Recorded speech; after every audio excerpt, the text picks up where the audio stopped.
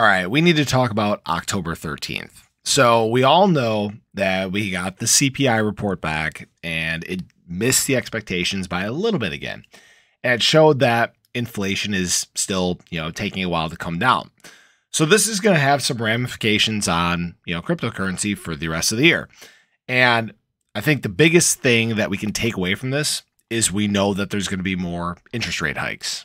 Okay, there's no way right now that they can continue to combat inflation without raising interest rates, at least in the minds of the Fed. This is how they're going to view it moving forward. So we know there's two more Fed meetings that are coming up. I believe the next one is going to be, it's November 2nd and 3rd or the 3rd and 4th. I'd have to look at the dates, but it's somewhere in there. So what we're anticipating now is probably what is expected to be another 75 basis point hike. So this would make it 4 straight periods now that the Fed has raised interest rates by 0.75, in percent. So 75 basis points.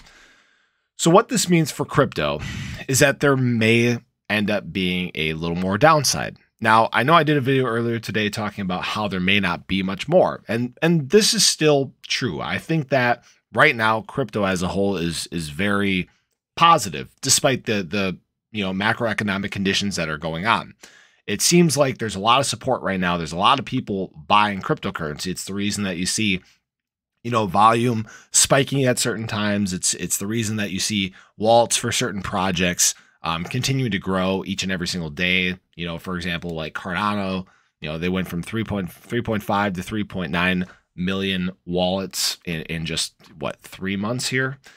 Shiba Inu continues to grow as far as wallets go. Ethereum continues to grow as far as wallets go. Bitcoin as well. I mean, there's not much out there, at least in the top coins, that isn't continuing to grow during this time. So this negative sentiment that we're getting isn't stifling growth in cryptocurrency. It's just, stifling, obviously, the price. Okay, right now the price is obviously down. The current market where we sit is at like $917 billion. So it's still kind of been sitting in that same range. It hasn't really dropped much beside there. And, I've talked about it a couple times. Right now, we're at this point where there's not this big outflow of money from crypto. It's already done. It's gone. It happened, earlier this year in the first and second quarters, the second quarter being, I believe, the highest. So now we're at this period of just flat trading. And we know that there's going to be some stuff coming up here that may have an effect further. Okay, we obviously talked about the interest rates, but we know that we're going to have another GDP report coming out. And I'm guessing based on the things that I'm seeing, and you're probably witnessing this as well, we're probably going to get another declining quarter of GDP. So that's likely officially going to create a recession here in the US, even though we all kind of know that that's where we're at right now based on the world's definition. So that means, pretty much the whole world is going to be in a recession. How long this is going to last is kind of the big question. Obviously, once interest rates do start to come down, we'll probably see, growth really expand. But it's kind of just the outlook of things that are going on right now. We have high interest rates. We know that they're going to continue to go higher. We know that the GDP is dropping. Things don't look good from a macroeconomic standpoint right now. But that's not, this isn't a doom and gloom video. I'm not trying to spread FUD or anything like that. I just want to make you guys aware of some of the things that are going on because you maybe don't pay attention to this. Okay, I know before I started doing content, I didn't pay attention to this at all. I frankly didn't care. I just thought, price go up, price go down. That's the way things work. But I think it's important that you know that there are factors that influence, what's going on.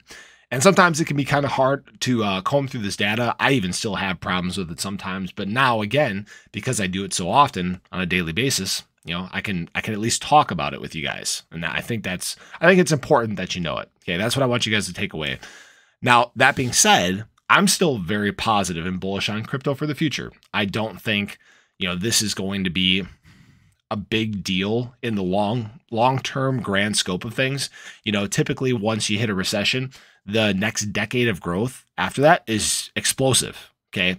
Once we get through this, the growth that will happen is going to be explosive. It's the same thing that happened in 2008. I mean, just look at, after 2008, how high, everything went. Okay. There was just this explosion. There's so much, anticipation and buildup, right? There's people right now that are just waiting and buying their time to get into cryptocurrency. And that's what I think is really cool.